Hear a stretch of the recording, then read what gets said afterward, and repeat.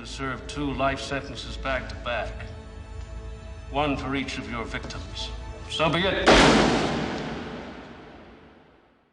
Frank Darabont, the director of The Shawshank Redemption, first caught Stephen King's attention back in 1983 when he expressed interest in adapting King's short story, The Woman in the Room. Following his usual practice of giving new and inexperienced filmmakers a chance, King sold him the rights for just $1. Impressed by Darabont's work on that short story, King agreed when the young director came back wanting to adapt his novella, Rita Hayworth and Shawshank Redemption, this time selling the rights for $5,000. King's novella had generated so much buzz that another major Hollywood director wanted a piece of it. Rob Reiner offered Darabont $2.5 million for the screenplay he had written, but Darabont turned it down.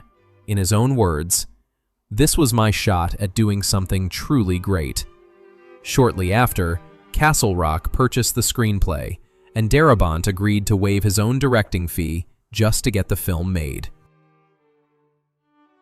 Before Morgan Freeman was cast as Red, the role was considered for some of Hollywood's biggest names: Clint Eastwood, Harrison Ford, Paul Newman, and Robert Redford. The reason was simple. In King's novella, Red is a middle-aged white Irishman with graying red hair, and that's literally where the nickname Red comes from. The film actually gives a small nod to this. Thank you, Mr.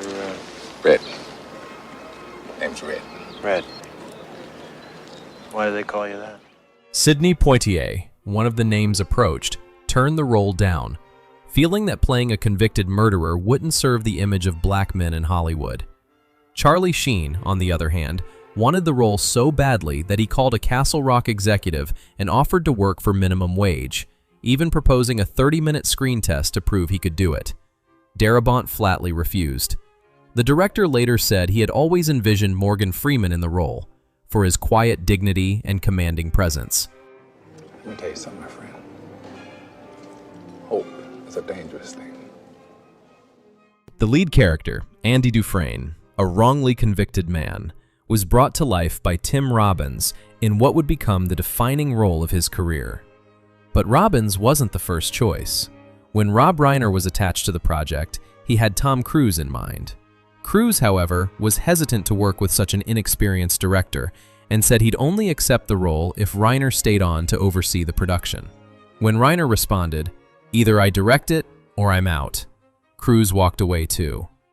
Before Tim Robbins, the role was considered for Jeff Bridges, Kevin Costner, Matthew Broderick, and Nicolas Cage. Tom Hanks was also offered the part, but scheduling conflicts with Forrest Gump forced him to decline. After Hanks passed, Darabont went down his list to the next name, Tim Robbins, and the rest, as they say, is history. Robbins took the role extremely seriously. Because Andy spends a significant amount of time in solitary confinement, Robbins conducted deep research on the subject, and even locked himself in a prison cell before filming began. He also needed to interact on camera with Brooks the librarian's pet crow, Jake. To prepare, Robbins spent time with the bird, learning to anticipate its calls so he could time his lines perfectly around them. Hey, Jake, where's Brooks? One of the film's most beloved moments is the Mozart scene, where Andy locks himself in the warden's office and broadcasts opera music through the prison speakers. The piece chosen was from Mozart's The Marriage of Figaro, a duet between 2 women, one of whom is writing a letter to expose her husband's infidelity through a secret rendezvous. Darabont had been listening to Mozart during a creative block while writing the screenplay, and the music found its way into the film. The detail of Andy turning up the volume, that wasn't in the script. It was Tim Robbins' suggestion. Dufresne, open this door! Clancy Brown, who plays the menacing Captain Hadley, had planned to take up offers of assistance from real correctional officers to make the character more authentic. But Darabont asked him not to. The director's reasoning? Hadley didn't necessarily need to be realistic, because what we see is a reflection of how Andy and Red perceive him. The parole board scenes are some of the most repeated in the film. Morgan Freeman considers his performance in Red's final parole hearing to be the finest acting of his career. And in the parole documents showing a young photo of Red, that's actually Freeman's real-life son, Alfonso Freeman. Alfonso also appears briefly in the film's opening scenes, as one of the inmates shouting, "Fresh fish!" when Andy arrives. When Andy finally escapes and seizes the warden's savings, justice is served in a poetic way. Andy steals a total of $370,000, which, adjusted for inflation, is equivalent to roughly $3.7 million today. Tommy is one of the film's most tragic figures, a young man imprisoned for armed robbery who turns his life around with Andy's help.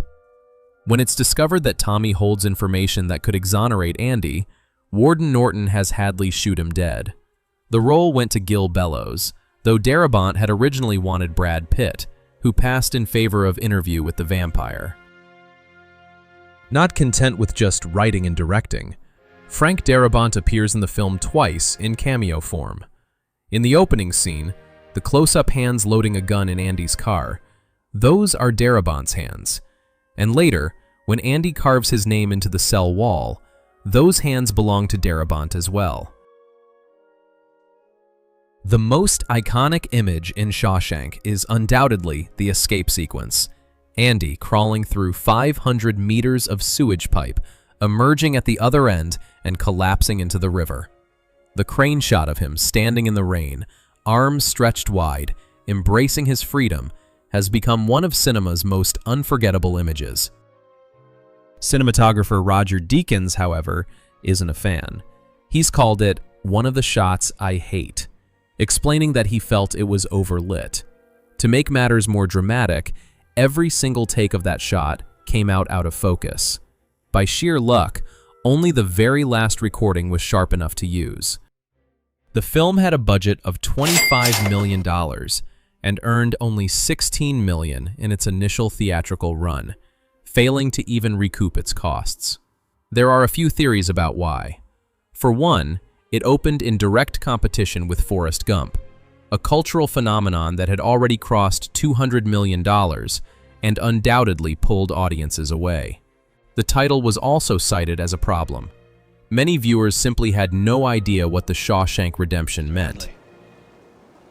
Do you trust your wife? Then came the Academy Awards, 7 Oscar nominations.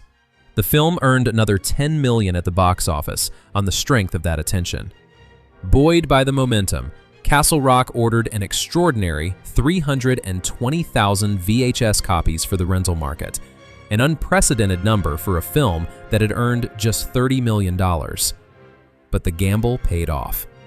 In 1995, The Shawshank Redemption became the most rented VHS in America. Since then, theatrical re-releases, DVD sales, and television rights have multiplied its popularity many times over.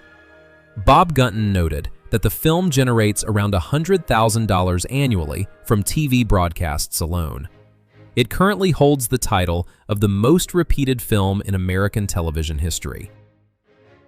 And that's a wrap on today's video. Thank you so much for watching. Feel free to share your thoughts in the comments below. If you enjoyed the video, don't forget to hit like and subscribe to the channel. See you in the next one. Take care.